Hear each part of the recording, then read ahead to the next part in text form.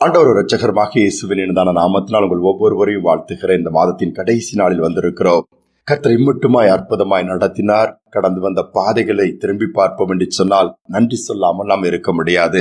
இதனால் நம்முடைய ஆவிக்குரிய சிந்தனைக்காக யோவேல் தீர்க்கதரிசியின் புஸ்தகம் 2ஆம் அதிகாரம் 26ஆம் வசனத்தை நான் வாசிக்கிறேன்.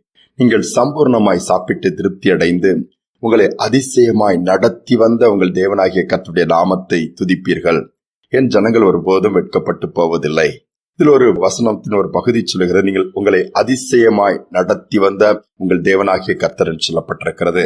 இந்த மாதத்தை திரும்பி பார்ப்போம் என்று சொன்னால் ஒருவேளை பாடுகளின் பாதையில் கடந்து போயிருக்கலாம். உபத்திரவங்களின் பாதைகளை நெருக்கப்பட்டு நீங்கள் ஒவ்வொரு நாளும் சோர்ந்து போய் இந்த மாதத்தின் முடிவிற்கு நீங்கள் வந்திருக்கலாம். ஒருவேளை கஷ்டத்தையும் நஷ்டத்தையும் சந்தித்திருக்கலாம். பலவீனமாயிருக்கலாம். ஒருவேளை எதிர்பார்த்தது ஒன்று நடந்தது ஒன்றாக இருக்கலாம். ஆனால் பலவித காரியங்கள் தான் நம் முன்பாக வந்து கொண்டே இருக்கும். இந்த மாதம் எவ்வளவு கஷ்டமா இருந்து தெரியுமா, எவ்வளவு பாடுகள் என்று சொல்லிதான் கேட்டால் சொல்வீர்கள். ஆனால் இவற்றின் மத்தியிலும் ஆண்டோடைய நடத்துதல் எவ்வளவா இருந்ததென்று நீங்கள் ஒரு நாள் அல்லது கொஞ்ச நேரம் ஆண்டோர் சமூகத்தில் உட்கார்ந்து யோசிக்க ஆரம்பிப்பீர்கள் என்று சொன்னால் உங்களால் நன்றி சொல்லாமல் இருக்க முடியாது. அவர் நடத்தி வந்த பாதைக்காக கர்த்தருக்கு நன்றி சொல்லி, இந்த வசனம் சொல்லுகிறது போல உங்களை அதிசயமாய் நடத்தி வந்த அந்த கர்த்தருடைய நாமத்தை சொல்லி நீங்கள் துதிக்க ஆரம்பித்து விடுவீர்கள். நம்முடைய வாழ்க்கையில நாம் ஆண்டவர் சமூகத்தில் உட்கார்ந்து ஒவ்வொரு நாள் முடிவிலும் தியானித்து ஆண்டவரே எவ்வளவு அழகாக நடத்தினீர் என்று சொல்லி நாம் நன்றி சொல்லும் பொழுது இன்னும் அற்புதமாய் நடத்த ஆரம்பித்து விடுவார். அநேக நேரம் சோர்ந்து போய் வாழ்க்கையில அப்படி எல்லாமே இப்படிதான் என்று முடிவுக்கு வந்து விடும். இல்லை, எல்லாவற்றிலும் ஒரு நன்மை கர்த்தர் வைத்திருக்கிறார். ஒரு நன்மை என்று நான் சொல்ல மாட்டேன், பல நன்மைகளை கர்த்தர் வைத்திருக்கிறார். ஒரு அருமையான சகோதரருடைய வாழ்க்கையின் காரியங்களை ஒரு புத்தகத்தில் படித்தேன். அவர் தன்னுடைய பணப்பையை தொலைத்து விட்டார். அவர் திருடன் திருடி தூக்கி கொண்டு போய் விட்டான். ஆனால் அவர் சந்தோஷமாக இருக்கிறார். மற்றவர்கள் ஆச்சரியப்படுகிறார், என்னால் உங்கள் எப்படி சந்தோஷமாக இருக்க முடிகிறது, உங்களுடைய பணப்பையும் பணமும் போய்விட்டது என்று சொல்லும் பொழுது அவர் சொன்னாரா, என்னுடைய பணப்பையும் பணமும் தானே போயிருக்கிறது, என்னை அந்த திருடன் திருடி செல்லவில்லையே, நான் ஏன் கவலைப்பட வேண்டும் என்று சொல்லி முதலாவதாக சொல்லுகிறார். அடுத்து அதோடு அவர் நிறுத்தவில்லை. இரண்டாவதாக, இன்றைக்கு அநேக இடத்துல திருட வருகிறவர்கள் திருடுவது மட்டுமல்ல, அதற்கு முன்பாக அந்த வீட்டை சார்ந்தவர்கள் அந்த மனிதர்களை கொன்று விட்டு தானே திருடுகிறார்கள். இன்னைக்கு என்னுடைய ஜீவனை அவன் திருடவில்லை, ஜீவன் நான் இன்றைக்கு உயிரோடு இருக்கிறேனே, அதனால் நான் சந்தோஷமாக இருக்கிறேன்னு சொன்னாராம். அப்படியும் அவர் நிறுத்தவில்லையாம். மூன்றாவதாக, என்னுடைய வீட்டில் உள்ள பொருட்கள் எல்லாம் பத்திரமாக இருக்கிறது, என்னுடைய உடைமைகள் பத்திரமா இருக்கிறேன், பணப்பையை மட்டும் தானே திருடிட்டு போய்விட்டான். இந்த மாத கடைசியில மீண்டுமாய் நான் ஒருவேளை எனக்கு வருமானம் வரும் பொழுது மீண்டுமாய் பர்ஸ் வாங்கி விடுவேன், அதில் பணம் வந்துவிடும், இதில் என்ன இருக்கிறது என்று சொல்லி நான் ஏன் கவலைப்பட வேண்டும், அதனால் சந்தோஷமா இருக்கிறேன்னு சொன்னாராம்.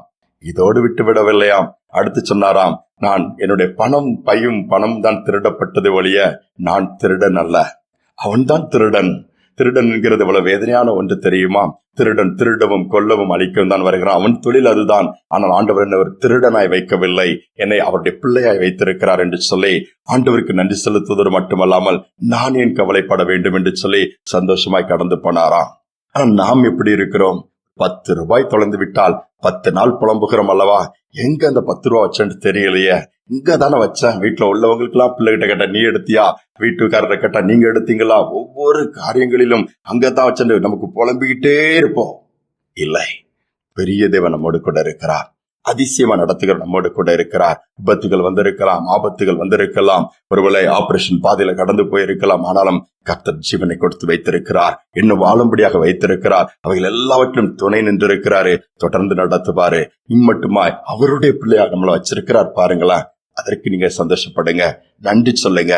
ஏனென்றால் அதிசயமா நடத்துகிற தேவன் ஏதோ கொஞ்ச நாட்கள் மட்டுமல்ல, இன்றைக்கு மட்டுமல்ல, என்றைக்கும் அவர் மாறாதவர். அவர் கிருபை என்றும் உள்ளது, நித்தமும் நடத்துவார், தொடர்ந்து நடத்துவார். ஜெபிப்போமா? நீங்கள் அன்பின் பரலோக தகப்பனே, எங்களை நித்தமும் நடத்துகிற தேவனாய் இருக்கிறீர், அதிசயமா நடத்துகிற தேவனாய் இருக்கிறீர். பாடுகள் வந்தாலும் அதில் ஒரு பாடத்தை கற்றுக் கொடுக்கிறீர் அப்பா.